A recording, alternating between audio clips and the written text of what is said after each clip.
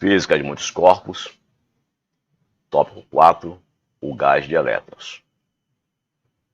Nós vamos abordar este tópico do gás de elétrons em duas partes. A primeira parte, nós vamos fazer uma breve introdução, né?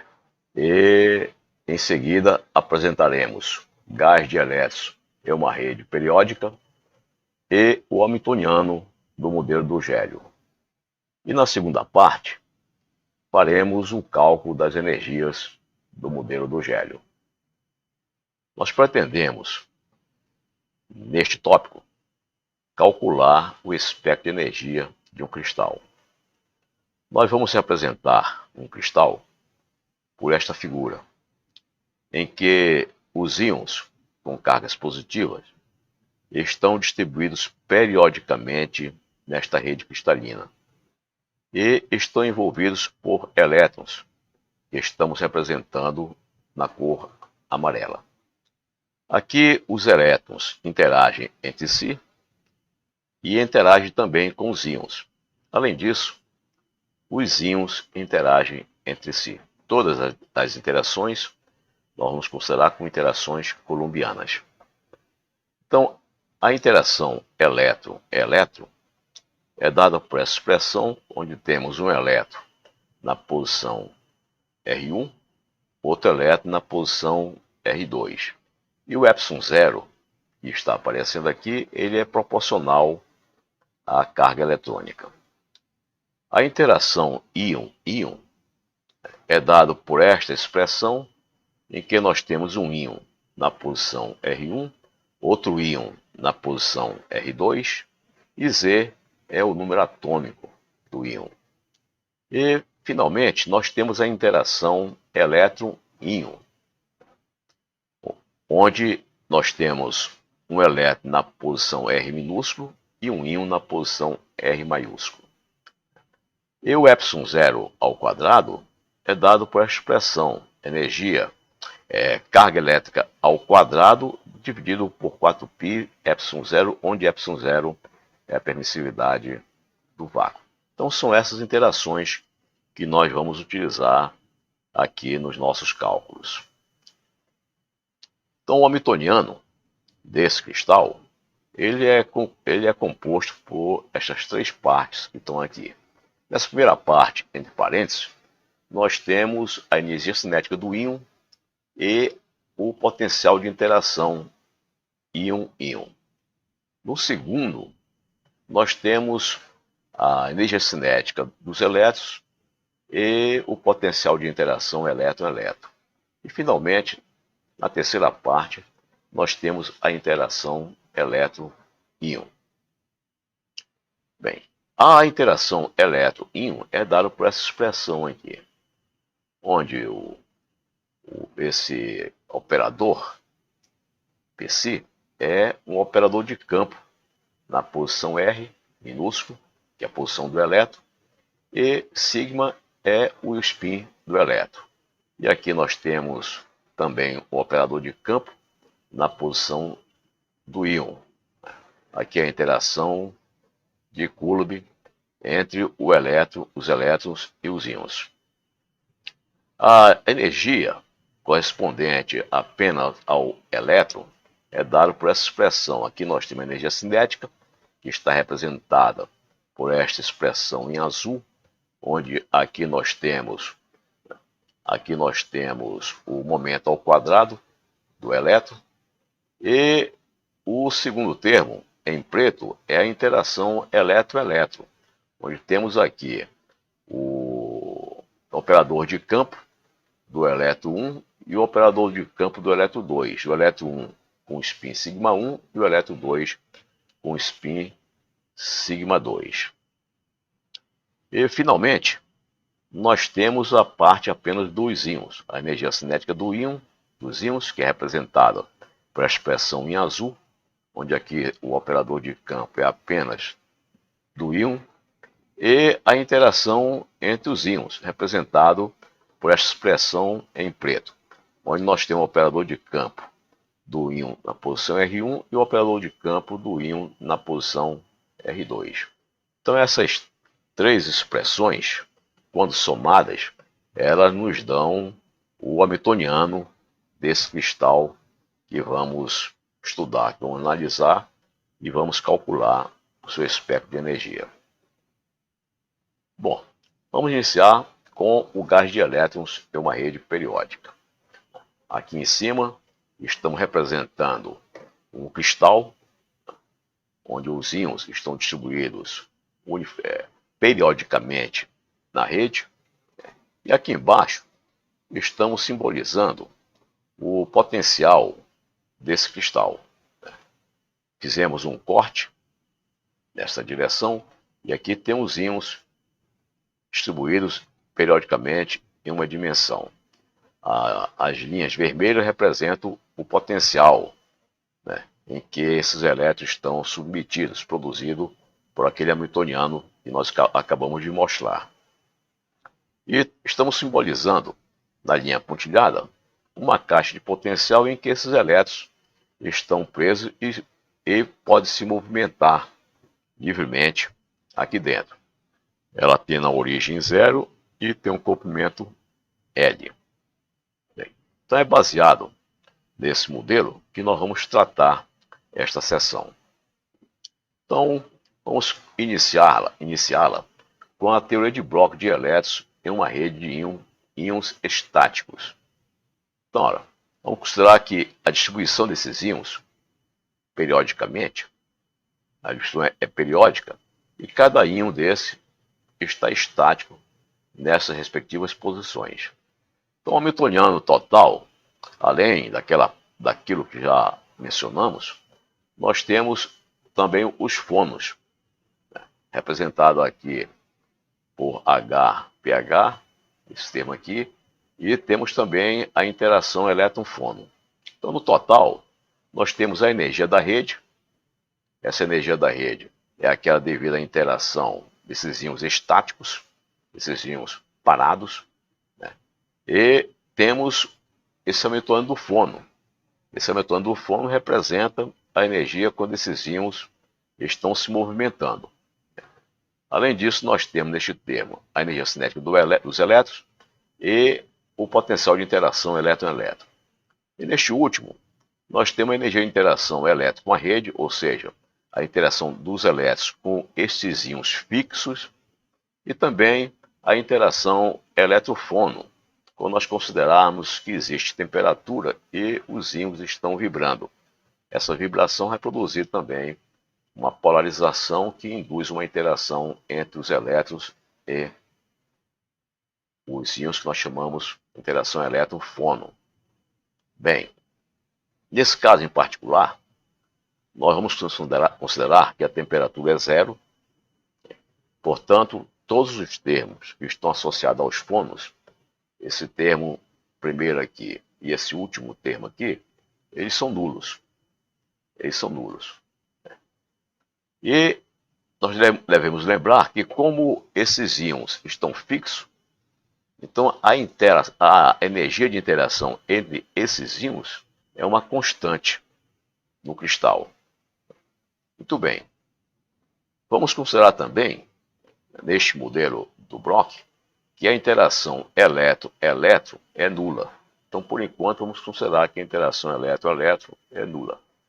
Desta forma, este hamiltoniano se reduz apenas a esses dois termos. Vamos chamar hamiltoniano de Bloch. A energia cinética dos elétrons livres mais a interação dos elétrons com a rede. Ou seja, a interação dos elétrons com os íons fixos, uma vez que nós estamos considerando temperatura 0. Bem, então a interação elétron com a rede, num ponto R mais R maiúsculo, em que esse R maiúsculo pertence à rede, né, é exatamente igual à interação elétron-rede no ponto R. Uma vez que a rede é periódica, e nós estamos representando R como sendo um vetor da rede, então o potencial num ponto R mais R tem que ser igual ao potencial no ponto R, devido a essa periodicidade da rede. Como ela é periódica, esse R pode ser escrito em termos desses vetores A1, A2 e A3, que são os vetores representativos da rede, e N1, N2 e N3 são números inteiros. Bem, agora nós vamos definir a rede recíproca. Estamos representando por LL. Essa rede recíproca ela está no espaço recíproco, representado pela letra RS, e ela é definida desta forma. A rede recíproca é definida dessa forma. Ela é constituída por vetores G pertencentes ao espaço recíproco, de maneira que esta exponencial é elevado a I e produto escalar de G com R dê sempre 1. Então, essa é a definição dos vetores da rede. O produto escalar da rede recíproca, o produto escalar de um vetor G da rede recíproca com o vetor R da rede real tem que dar 1. A partir desta relação e conhecendo que G é dado por um vetor desta forma aqui, onde B1, B2 e B3 são vetores que definem a rede no espaço recíproco, e M1, M2 e M3 são números inteiros, a partir disso aí nós podemos determinar quem são esses Gs. Bom, então, dessa relação, que é elevada a IGR igual a 1, nós tiramos que B1, B2 e B3, esses três vetores que definem a rede recíproca, são dados respectivamente por essas expressões aqui. 2π vezes esse produto vetorial sobre esse produto misto. O B2 é dado por esse produto vetorial dividido por esse misto, e o B3 também por esse produto vetorial dividido por esse produto misto. Então, dessa forma, nós definimos os vetores que definem a rede recíproca. Bem, a rede recíproca, nós podemos determinar qualquer ponto dela conhecendo o ponto dentro dessa região aqui que está em amarelo. Essa região que está em amarelo é o que chamamos da primeira zona de Brillouin. Essa região que está em cor amarela nós chamamos de primeira zona de Brillouin. Então, qualquer ponto dentro da rede pode ser determinado através de um vetor que está dentro aqui da zona de Brillouin, somado a um vetor da rede recíproca, qualquer um ponto. Então, essa definição da rede da primeira zona de Brillouin, ela é muito importante, porque nos permite calcular todas as propriedades do cristal dentro desta região aqui. Então, se nós temos, por exemplo, um vetor K, neste ponto aqui, qualquer um vetor aqui fora da primeira zona de Brillouin, ele pode ser dado como sendo a soma de K com um vetor G da rede recíproca. E esse vetor G da rede recíproca, ele é descrito desta forma aqui. É descrito por números inteiros, multiplicando cada um desses vetores B1, B2 e B3. Aqui na figura, eu estou dando um exemplo em que o vetor G da rede recíproca é dado por este elemento aqui. É dado por este caso que está aqui. De maneira que um ponto aqui no espaço, esse ponto aqui no espaço, pode ser, no espaço da rede recíproca, pode ser determinado fazendo a soma deste vetor K com este vetor G. E, de fato, esse ponto que está aqui, ele é equivalente, este ponto que está aqui, ele é equivalente a este aqui. Se nós olharmos para este quadrado aqui, este quadrado da rede recíproca, que contém o ponto K, nós vamos ver que este ponto K corresponde a este outro ponto aqui, K mais G, dentro desse outro quadrado da rede recíproca. Então, esses dois pontos são absolutamente equivalentes. De maneira que qualquer ponto fora da primeira zona de Brillouin, nós podemos definir, determinar como sendo o vetor que define o ponto dentro da primeira zona de Brillouin, mais um desses vetores aqui da rede recíproca. Muito bem. Então, vamos fazer a transformada de Fourier de um potencial V de R, né, que seja periódico na rede. Então, como esse potencial V de R mais R é igual a V de R para qualquer R pertencente à rede, né, nós podemos escrevê-lo desta forma que está aqui. Desta forma, como sendo um parâmetro aqui, uma constante, né, e somado e somatório em todos os Gs pertencentes à rede recíproca. Nós podemos, então, definir que esse V de R é dado por essa expressão aqui. E nós podemos verificar que essa definição, colocada desta forma, obedece essa relação de periodicidade da rede real. Então vamos escrever V de R mais R usando essa transformada aqui, desta forma. E V de R mais R vai ser um V de G exponencial de G vezes R mais R. Isso aqui nós podemos separar, né, em duas partes. A primeira em G de R multiplicado pela segunda, que é elevado a I G de R maiúsculo. Ora, mas pela definição do vetor G da rede recíproca, essa exponencial vale 1. Então, essa exponencial vem da definição da rede recíproca, né, de maneira a se determinar esse vetor G. Ora, como esse aqui é igual a 1, então esse somatório reduziu-se apenas a este aqui. Apenas a este aqui. Agora, voltando para a equação de cima, nós vemos que este somatório é exatamente o V de R. Portanto, colocamos aqui em azul e V de R mais R é igual a V de R. Ou seja, essa forma de definir o V de R satisfaz essa condição de periodicidade da rede. Então, vamos resolver essa equação de Schrödinger aqui. Na equação de Schrödinger, nós temos o Hamiltoniano de Bloch, né, aplicado nesta função de onda, com o spin sigma, vai ser esse E, que é a energia, que é equivalente a esse Hamiltoniano, ou seja, o seu alto valor, vezes a função de onda, com spin sigma. E vamos tomar como base as funções de onda plana. Esta função de onda plana é elevada a I, K, que é o momento da rede, com o produto escalar com o vetor posição R. Então, vamos expandir, né? Vamos expandir esta função de onda desta forma. 1 sobre V, onde V é o volume da rede, somado em todos K', todos K' é I K' escalar com R. E aqui é um spinor, né? Isso aqui é um spinor que depende apenas, é uma função que depende apenas do spin, não depende das coordenadas espaciais.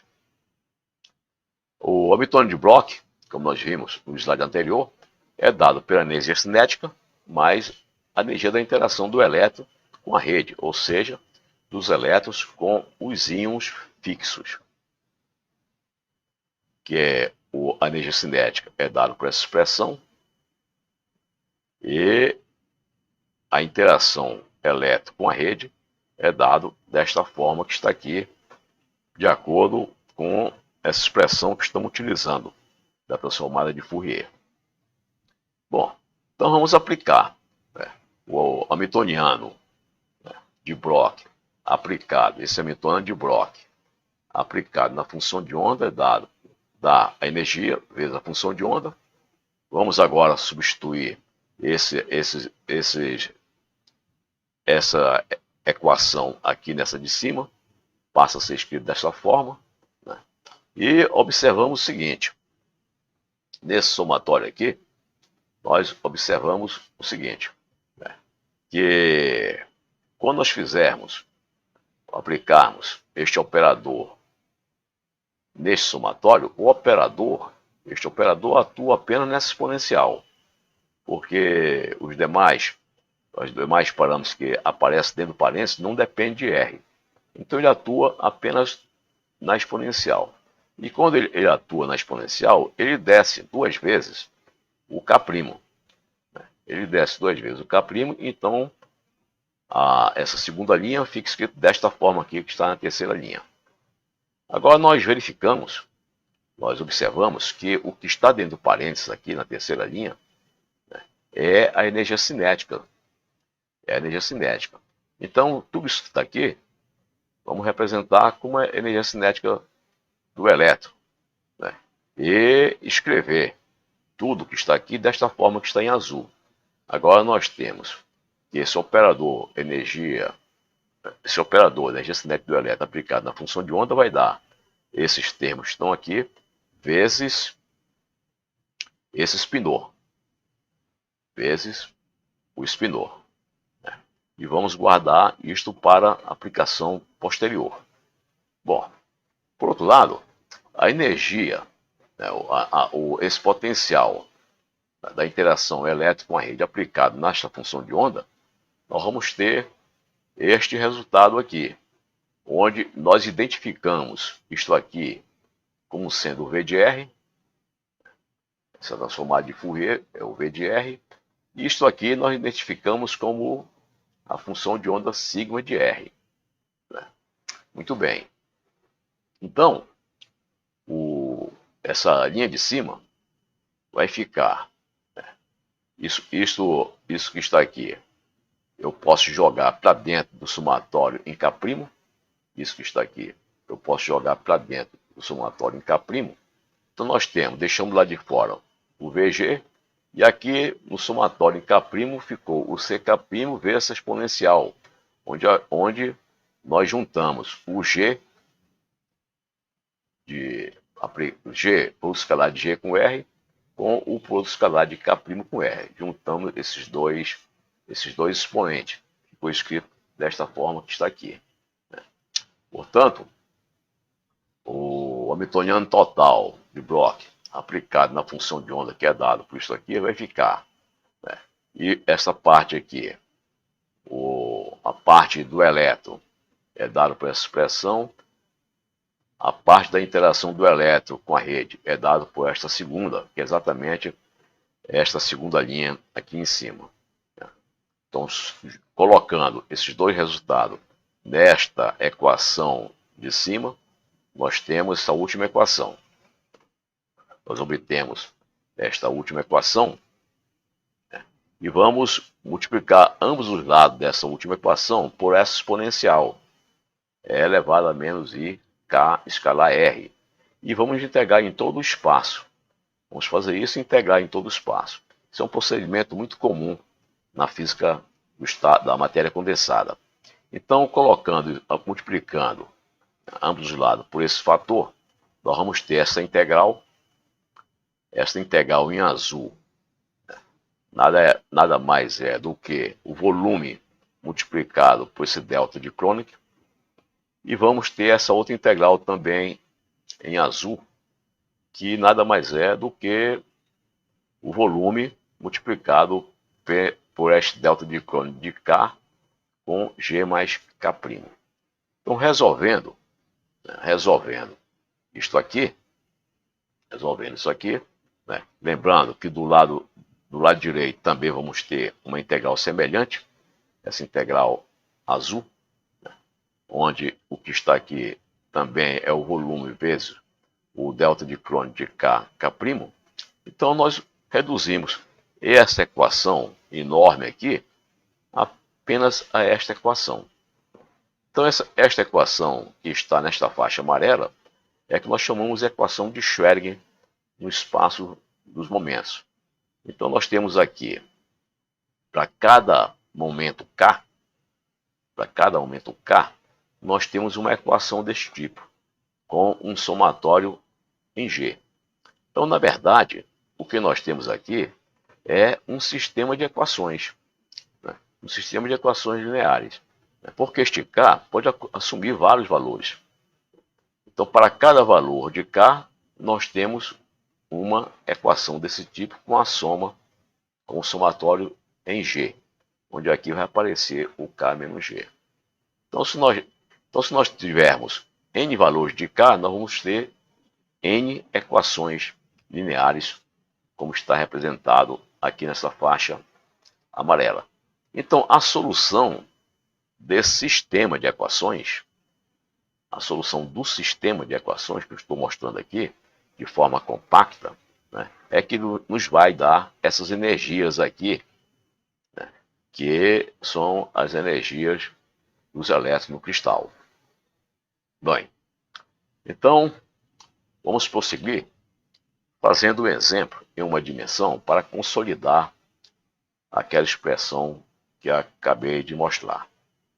Vamos, para simplificar o cálculo, vamos definir G0 como sendo o menor valor dos Gs. Né? E vamos considerar que a energia potencial possui apenas essas duas componentes de Fourier, V G0 e V de menos G0. Porque se tem um G0, tem que ter o menos G0 por causa da simetria. Né? E vamos considerar também que V de G0 e V de menos G0 são iguais, e além de iguais, eles são uma constante, que vamos chamar de U. Vamos chamar essa constante de U. Com isso, nós simplificamos bastante esta expressão que estamos mostrando aqui na base desse slide, na faixa amarela. Então, vamos considerar apenas dois valores para o G, né?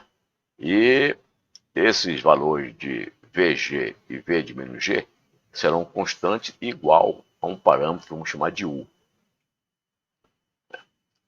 Então, com isso, essa expressão, aí fico lembrando que esse εk é a energia cinética do elétron, né? Então, essa expressão fica escrita dessa forma. Utilizando essa expressão e considerando que o G pode assumir esses valores, né, desde V de menos G0 e V de G0, né, nós podemos desenvolver esta equação que está em forma compacta nesse sistema de 5 equações. Né, e simplificamos isso aqui também, colocamos de forma matricial. Né? Trouxemos este termo do segundo membro para o lado esquerdo, né? Trouxemos esse termo para o lado esquerdo e escrevemos o sistema de equações lineares na forma matricial. Então nós temos que essa matriz multiplicada por esse vetor coluna é equivalente a esta equação azul aqui, onde nós assumimos que existem vários valores possíveis para este K. Pode ser K-2, K-G0, é isso? Aqui não tem, aqui K mais G0 e K mais 2 G0. Muito bem. Então a solução desse sistema de equações diferenciais vai nos dar os vários valores da energia cinética dos elétrons. E com isso nós determinamos o espectro de energia desse cristal representado de uma forma simples, apenas por esses dois componentes de Fourier. Então, fazendo determinante disto zero, porque aqui nós temos um sistema homogêneo de equações lineares, fazendo determinante disso zero, né, determinamos quais são as energias. Né? Então, a energia do cristal vai ser dada por esses valores resultantes da solução desse determinante, igual a zero. Onde esse N que aparece aqui, então a energia depende de K, do momento, e também está aparecendo um N aqui. Esse N, que é um número inteiro, ele representa cada uma dessas energias que estão aqui. Então, se nós vamos ter 5 valores de energia diferentes, então o N vai ser igual a 5. O N máximo é igual a 5. Então pode ser ε1, K, 2K, 3K, 4K, 5K, etc. E cada índice desse está representando uma banda de energia do cristal. Então nós dizemos que esse índice N representa o índice de banda, porque para cada um deles teremos uma banda de energia desse cristal. Então, por essa razão, nós identificamos esse N que aparece aqui como sendo o índice de banda. Muito bem.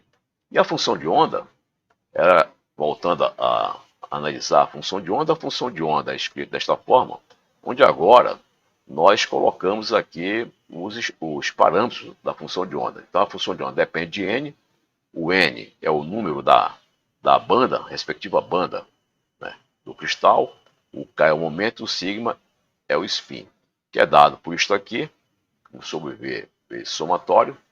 Né? Esse somatório nós podemos separar, esse exponencial aqui nós podemos separar, escrever desta maneira aqui. Então agora, nessa expressão em azul, nós temos também uma função de R. Nós temos essa função de R que nós estamos chamando de UNK de R, onde o N é o índice da banda e K é o momento. Então vamos substituir isto aqui por este UN de K de R. Vamos chamar toda essa função de R por UN de K. Então, e daí, com isso, nós identificamos que esta função nk sigma é dada por esta função UN de K vezes essa exponencial RKR, multiplicada, evidentemente, por esta função que é o spinor, que depende apenas do spin sigma. Bom, ora, observamos que essa exponencial é elevado a g de r mais r é igual a g de r, né? Porque g de r mais r é igual a g de r. Por outro lado, esta função aqui, o n k de r mais r, é igual ao n de r, por cada periodicidade da rede. Né? Então, com isso, nós podemos chegar à conclusão seguinte, que essa função azul, total de r mais r maiúsculo, é dado por isto. Isto aqui, o NK de R mais R, como nós estamos mostrando na linha de cima, é igual ao NK de R, multiplicado por LKR, vezes Psi de sigma. Né? Bem, então, mas isto que está aqui é exatamente essa equação em azul que está aqui do lado esquerdo. Daí nós concluímos que Psi NK sigma de R mais R é o próprio Psi-NK sigma em R. Né? Portanto, essa aqui é o que nós chamamos de função de Bloch, né? Que ela tenha a mesma periodicidade do cristal, uma vez que esse R é um vetor da rede cristalina. Né? E o Psi de R mais o vetor da rede cristalina é exatamente o Psi de R. Então, com isso, nós encontramos aqui a definição da função de Bloch, que é uma função que tem a mesma periodicidade da periodicidade do cristal. Então, o Hamiltoniano de Bloch, finalmente, passa a ser escrito dessa forma, onde essa função é uma função de onda que tem a mesma periodicidade da periodicidade do cristal, e isto aqui, essa energia, é a energia cinética dos elétrons, que ela é determinada a partir da solução, né, desse determinante, igual a zero, do determinante dessa matriz, igual a zero. Vamos ao ponto central deste tópico do gás de elétrons, que é o hamiltoniano do modelo do gélio. Voltando aqui ao nosso cristal, que estudamos anteriormente, nós temos que os íons em cor vermelha estão distribuídos periodicamente nesta rede, e essa distribuição é discreta. Existe um certo espaçamento entre os íons. E em torno deles, nós temos os elétrons. Os elétrons interagem com esse potencial que, pictoricamente, estou mostrando aqui embaixo, que é o que nós chamamos de potencial elétron-rede, né? Onde a cor vermelha representa esse potencial. e o cristal tem um comprimento L. E o que se faz com o modelo do gélio?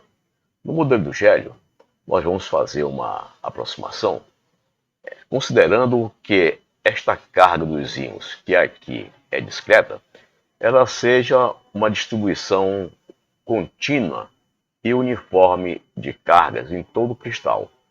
Então, esse desenho que nós estamos fazendo, em que os íons estão distribuídos de forma discreta, nós vamos transformar em algo como isto aqui, onde o vermelho representa agora uma distribuição positiva de cargas uniforme em todo o cristal, e o amarelo continua sendo os elétrons.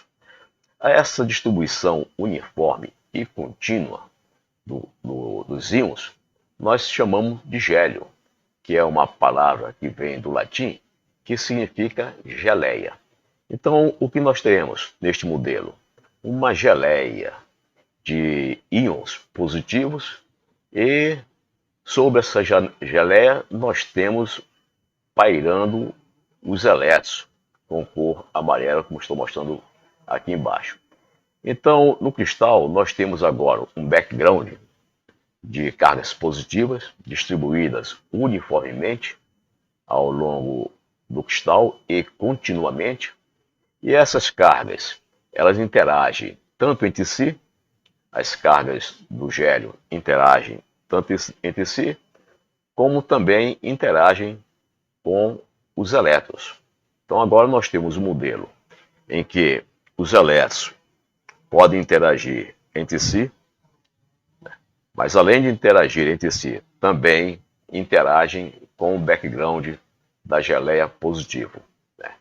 E as cargas desse background, dessa geleia de cargas positivas, essas cargas também interagem entre si. Então, com todas essas interações, nós construímos o que conhecemos como o modelo do gélio. Vamos ver como este modelo se apresenta. Bem, então vamos escrever o hamiltoniano desse modelo do gélio. Então, o modelo do gélio, ele tem essa parte aqui, né, que é a energia cinética dos elétrons, mais a interação de Coulomb do elétron com elétron. Nós temos esta parte aqui, V, B de K, que é a energia da distribuição uniforme de cargas positivas desse background aqui, que é do gélio. E, além disso, nós temos esse último termo aqui, que é a interação entre os elétrons e o background, entre os elétrons e esse gélio aqui embaixo. Então, nós temos três tipos de interação. A interação, né, a energia cinética dos elétrons, mais a interação de Coulomb entre eles. Nós temos a energia da distribuição uniforme de cargas positiva desse background, que é o gélio, e mais a interação entre os elétrons, que estão aqui, e o gélio, que está aqui embaixo. Muito bem. Depois nós vamos ver a razão de nós desenharmos este poço aqui de largura L. Bem, então vamos colocar os hamiltonianos desta forma. Né? A parte eletrônica, nós temos a energia cinética dos elétrons, mais a interação elétron-elétron. A energia cinética do elétron é dada por essa expressão em segunda quantização. Né? Então, em segunda quantização, nós temos aqui a energia cinética do elétron multiplicada pelo número de ocupação, pelo operador número dos elétrons, onde o C, K de sigma, destrói um elétron no momento K, spin sigma, e aqui o C adaga cria um elétron no momento K, spin sigma. Aqui a interação elétron-elétron. Interação elétron-elétron é dada por essa expressão, onde aqui existe esse parâmetro μ. Esse parâmetro μ foi introduzido nos tópicos anteriores, que ele tem como objetivo aqui fazer convergir o somatório desse hamiltoniano. Então nós substituímos lá atrás, né, nós substituímos o potencial de Coulomb por um potencial de Ukawa. Né, quando nós multiplicamos o potencial de Coulomb pelo aquele fator E elevado a μ, né, justamente para contribuir para a convergência daquelas equações.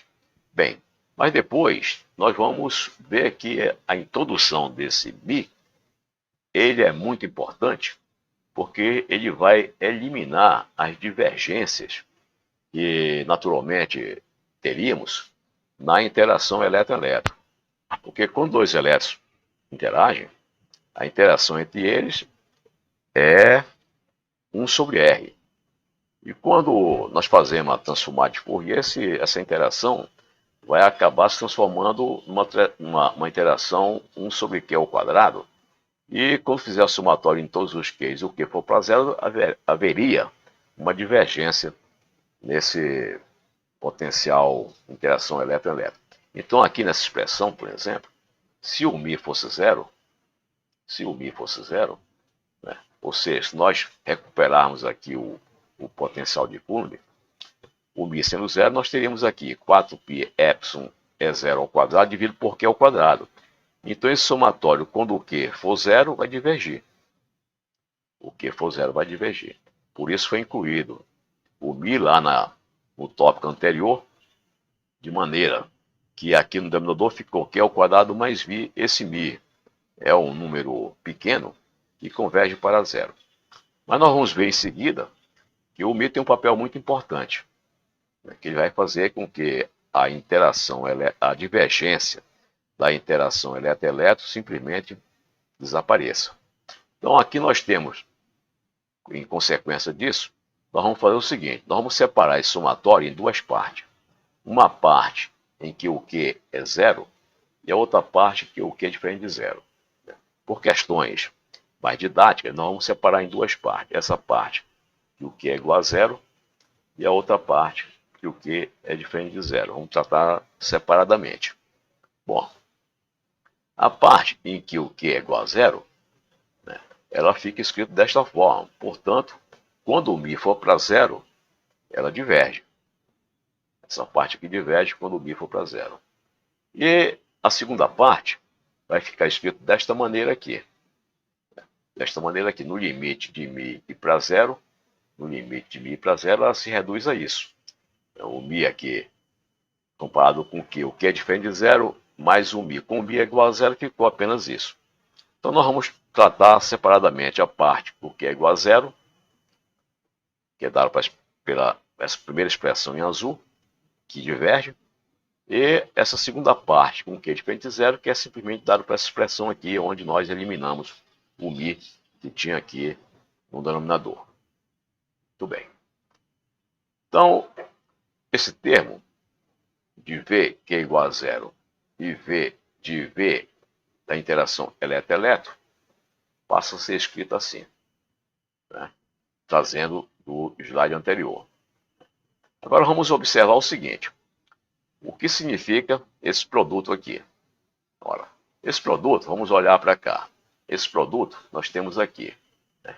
Então eu vou fazer o seguinte: esse último produto aqui, CK2 com CK1, nós vamos usar aquelas propriedades de comutação, né, e inverter. Quando inverte, troca o sinal. Então eu inverti e trouxe para cá. E, obviamente, isso aqui é igual a isto com sinal invertido. Fazendo isso, nós vamos ter o quê? Nós vamos ter CK1 vezes essa parte aqui. Mas essa parte, CK2 adaga CK1, é dado por essa expressão que está aqui, usando aquelas regras de anticomutação, vezes o CK2. Então, agora, esse segundo membro, nós podemos reescrever desta forma.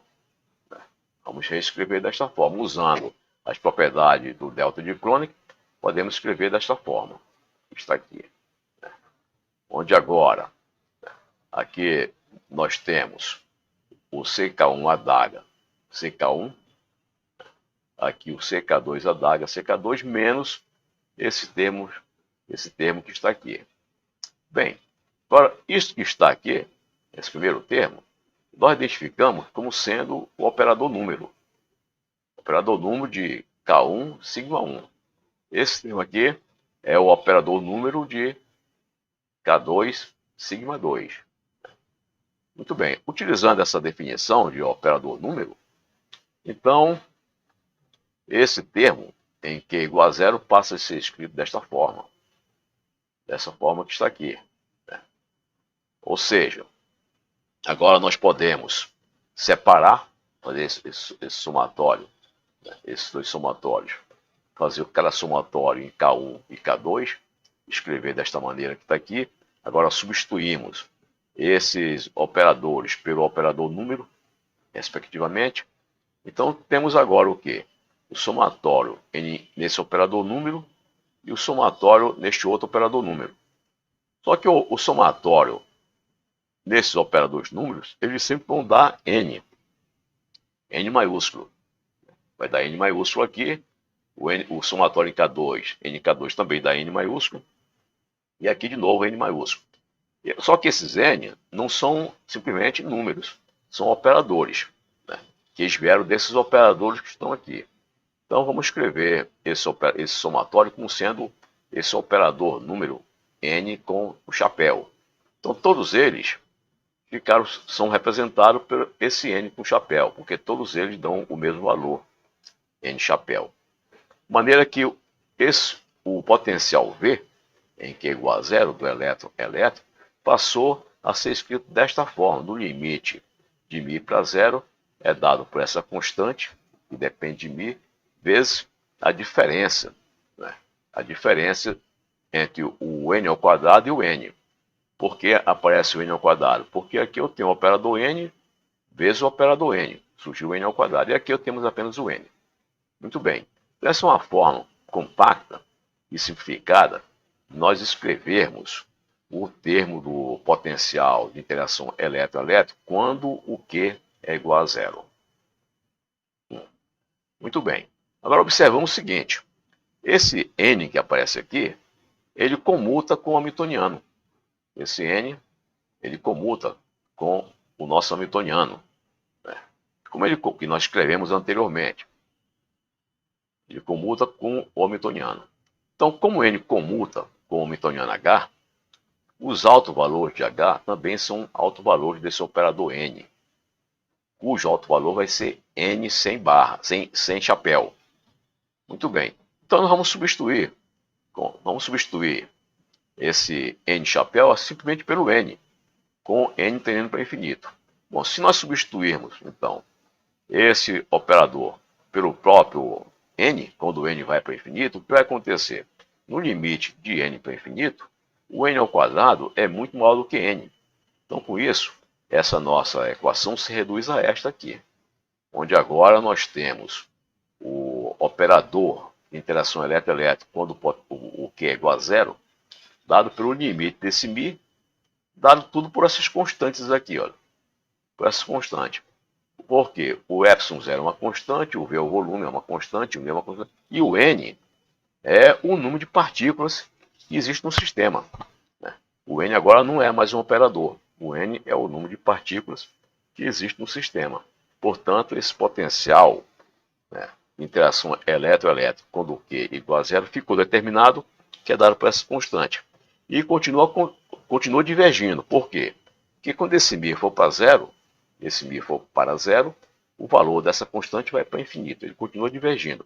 Mas vamos guardá-lo aí, que ele será muito útil na soma total das contribuições do hamiltoniano.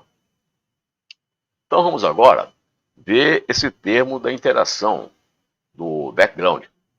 Como eu falei anteriormente, esse background, essa geleia que está aqui, ela veio de onde? Ela veio daquela operação que fizemos de substituir os íons que estavam estáticos em posições da rede, distribuímos de forma discreta estavam distribuídos de forma discreta na rede e periodicamente, nós substituímos esses íons por uma carga uniforme e contínua, que é essa geleia aí. E lá na rede, os íons interagiam um com o outro. Os íons interagiam um com o outro. Então, da mesma forma, aqui nessa geleia, essas cargas positivas vão interagir uma com a outra. O que nós vamos fazer? Então, nós vamos pegar esse potencial de interação íon-íon que tínhamos antes, né? A carga na posição I e a carga na posição J dividido pela distância entre elas, vamos transformar esse somatório numa integral, no contínuo. Porque isso aqui, esse somatório, quando os íons estavam distribuídos de forma discreta, uma rede periódica, agora vamos tratá-lo como se fosse uma carga distribuída continuamente aqui nesse espaço da rede.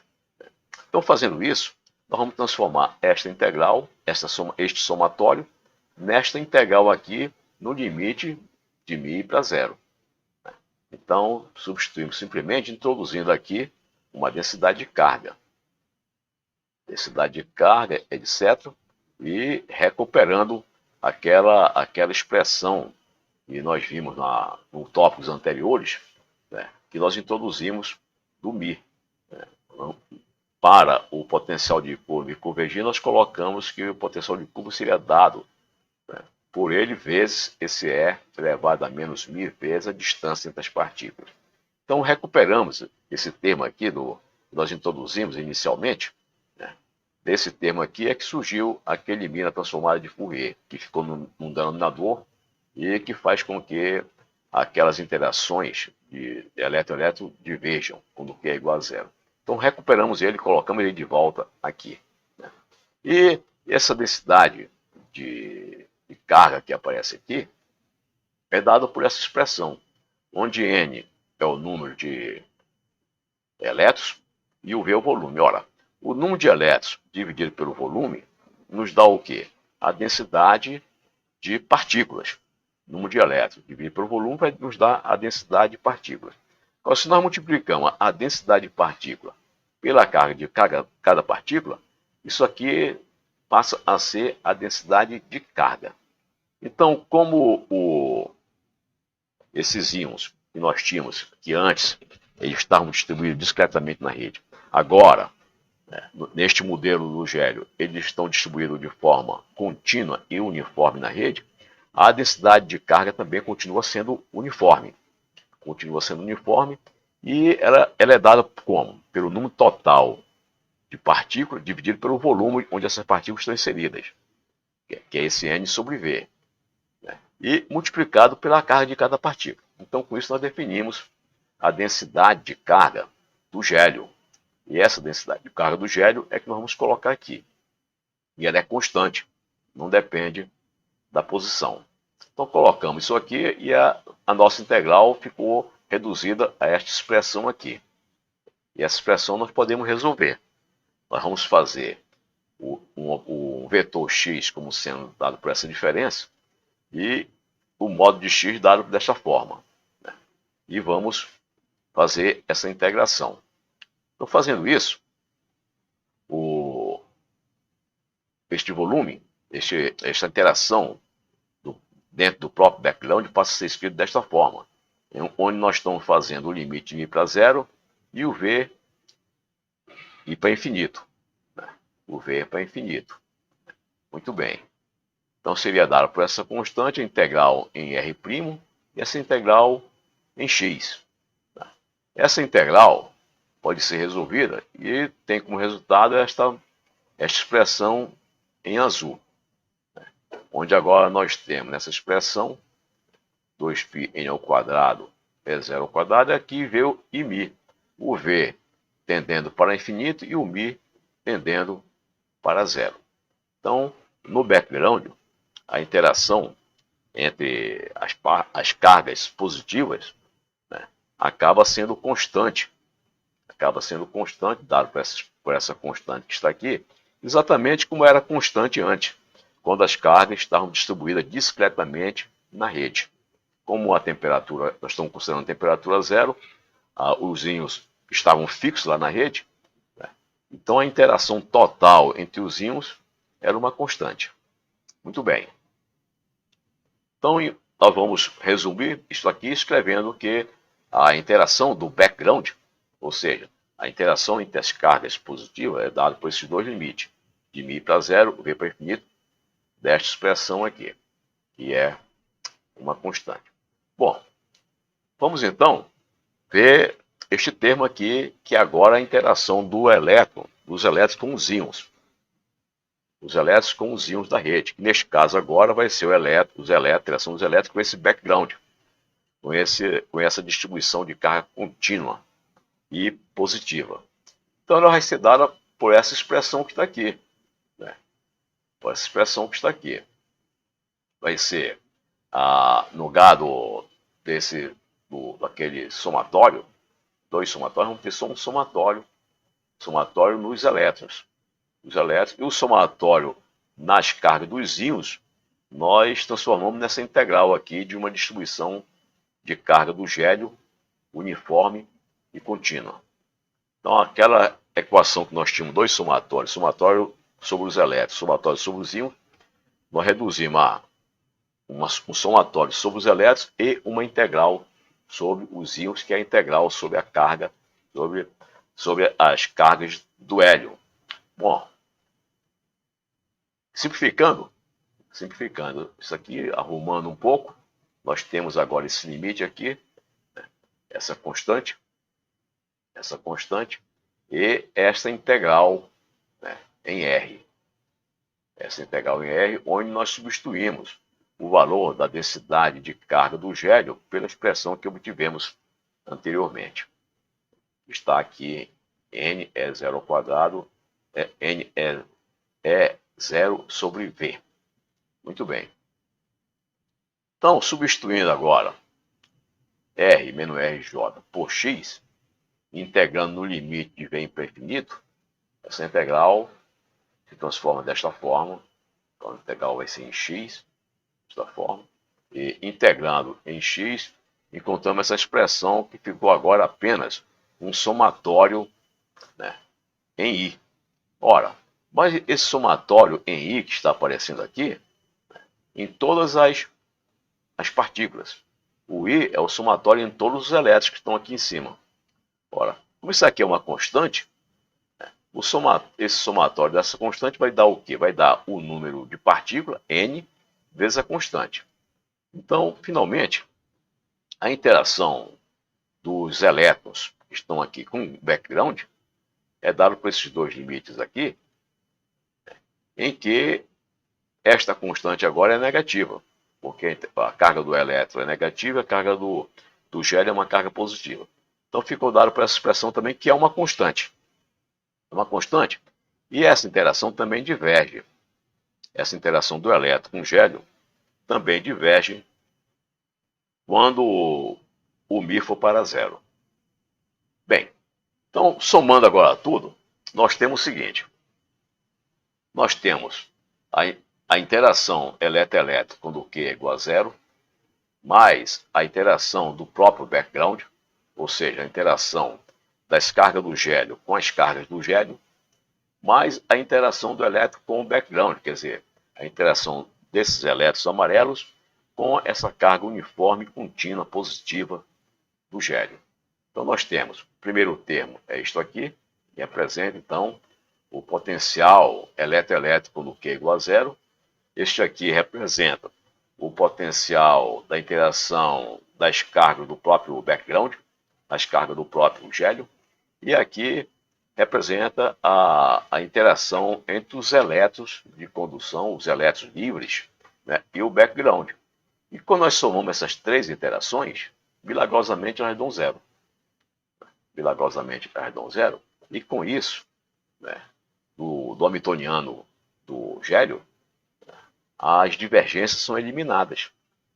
A divergência de quando o Q é igual a zero são eliminadas. Eliminadas por quê? Porque o potencial total, né, quando o Q é igual a zero, está zero.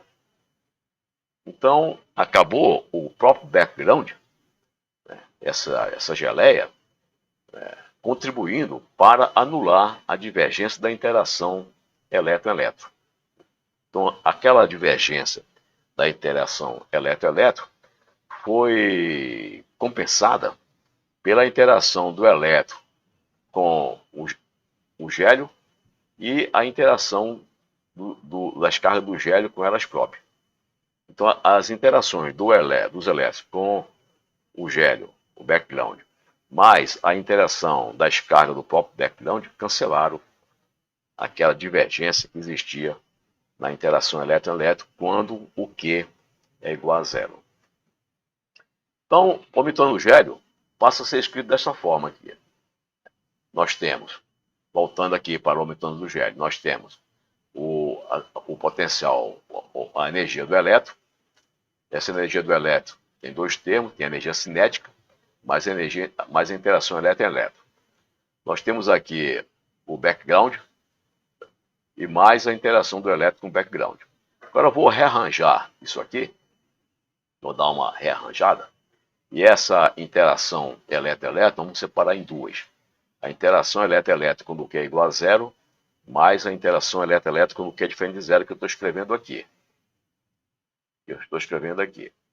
Então aqui nós temos a interação elétron-elétron quando o Q é igual a zero, mais a interação elétron-elétron quando o Q é diferente de zero. Mais os dois termos do background e a interação do elétron com o background. Muito bem. E aqui, vou rearrumar novamente. Daí vamos ter essa parte vermelha, que corresponde à energia cinética dos elétrons, mais a energia de interação elétron-elétron quando o Q é diferente de zero. E deixei na parte azul, eu deixei a energia de interação elétron-elétron quando o Q é igual a zero, mais a interação do próprio background, a interação entre as cargas que constituem o background, quer dizer, entre as cargas que constituem o gélio, mais a interação elétron-background. Só que nós vimos que esta parte azul aqui, essa parte azul é zero.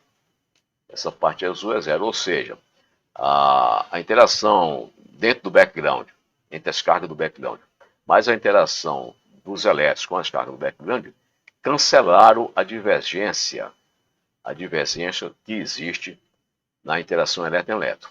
Então isso aqui é zero, desaparece, e assim o Hamiltoniano do gélio ficou reduzido a isto, que é a energia cinética, né, dos elétrons, mais a energia de interação elétron-elétron quando o Q é diferente de zero. Portanto, essa caixa que está aqui, ela está representando, portanto, essa interação do background, que vai ser uma constante, né? Vamos deixar isso aqui. O elétron agora está preso nessa caixa, estou simbolicamente representando por uma caixa potencial de comprimento L. Só nos interessa, nesse caso aqui, a energia cinética do elétron e a interação elétron-elétron quando o Q é diferente de zero. Bom, portanto, o nosso Hamiltoniano fica escrito desta forma que está aqui. Isto aqui representa a energia cinética dos elétrons. Este operador representa o operador número. E aqui a interação elétron-elétron. Né? E desapareceu toda aquela parte do background. O background está entrando aí como? O background está entrando aí com esse potencial constante. Essa interação do elétron com o background é um potencial constante. Ele está entrando aqui para anular a interação elétron-elétrica quando Q é igual a zero. Portanto, a interação elétron-background, que nós vimos anteriormente, é uma constante. Essa constante nós estamos representando por essa caixa que está aqui. Ó. Simplesmente, essa caixa, né, com uma altura constante e comprimento L. Na forma simbólica de representar esse potencial da interação do elétron com o background, que é um potencial constante. E assim, chegamos ao final da primeira parte.